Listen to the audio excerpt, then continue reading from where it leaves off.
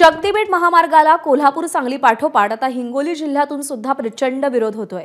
या महामार्गासाठी महाराष्ट्रातील 12 जिल्ह्यातून 27,000 हेक्टर शेतजमिनीचा अधिग्रहण केलं जाणार आहे। यामध्ये हिंगोली जिल्ह्यातील सुद्धा शेतजमिनीचा समावेश असल्यानं जिल्ह्यातील शेतकऱ्यांनी सुद्धा या शक्तीपीठ महामार्गाला विरोध दर्शवलाय। बागायती शेती जमिनीच्या महामार्गासाठी देण्याला शेतकऱ्यांनी विरोध केलाय। शेतकऱ्यांसोबत बातचीत केली आहे माधव दीपके यांनी।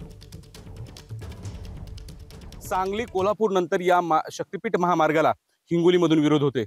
गिरगाव येथील काही शेतकरी आपल्या सोबत येतात। या महामार्गाला विरोध काय आहे? तुमची जमीन किती जाणार आहे या महामार्गामध्ये? मी गिरगाव येथील शेतकरी आहे। माझा गट क्रमांक 604 आहे, दिलीप केशवराव कराळे। आणि माझा हा विरोध आहे की बाबा पिढ्यानपिढी आम्ही या जमिनीवर जगत आलेलो नाही आणि पुढच्या पिढ्या सुद्धा आमच्या या जमिनीवर जगणार आहेत। तरी आम्हाला शासनाने कितीही पट मोबदला दिला तरी तो आम्हाला मान्य नाही। तो आम्हाला जमीनच बघजे, याच्याशिवाय आम्ही दुसरं काही करू देणार नाही। आणि आम्ही जरी करता अधिकारी मोजणीला आले तरी आम्हाला त्याला या जमिनीवर पाय ठेवू देणार नाही।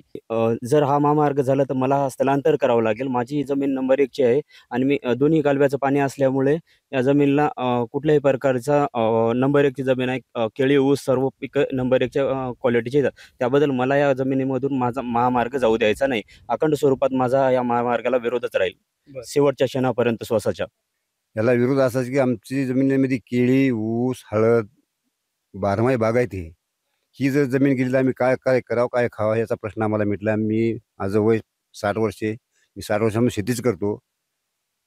आम्हाला ही जमीन चांगली आहे, आम्हाला ही सुपीक असल्यामुळे आम्हाला सरकारला रस्ता जाण्यामध्ये विरोध आहे। बरं, या शक्तीपीठ महामार्गाच्या विरोधात आंदोलन केलं जाणार आहे। आंदोलनाची भूमिका काय असणार आहे, किती तारखेला हे आंदोलन होणार आहे हे सांगण्यासाठी यांचे जे नेतृत्व करत आहेत ते ॲडव्होकेट सारंग साहेब आहेत।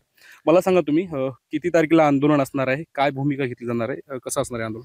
आम्ही शक्तीपीठ महामार्गाविरोधी भूमिका आमची स्पष्ट करण्यासाठी माननीय उपविभागीय अधिकारी साहेबांना कालच आम्ही निवेदन दिलेलं आहे। त्यांनी आम्हाला अजूनही वेळ दिलेला नाही भेटायचा, परंतु ज्या प्रकारे त्यांची जी भूमिका असेल जर ती आमच्या मागण्या जर त्या मान्य करत नसतील, शक्तीपीठ महामार्ग रद्द करत नसतील तर आम्ही 24 तारखेला राज्यव्यापी आंदोलन करणार आहोत। वसमतमध्ये आम्ही रस्ता रोको देखील करणार आहोत। फक्त आमची एकच मागणी आहे, ते म्हणजे शक्तीपीठ महामार्ग रद्द करा, आमच्या शेती वाचवा। कारण जमीन राहिली तरच शेतकरी टिकेल।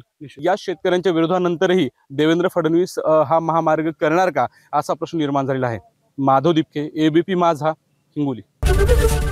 एबीपी माझा, उघडा डोळे बघा नीट।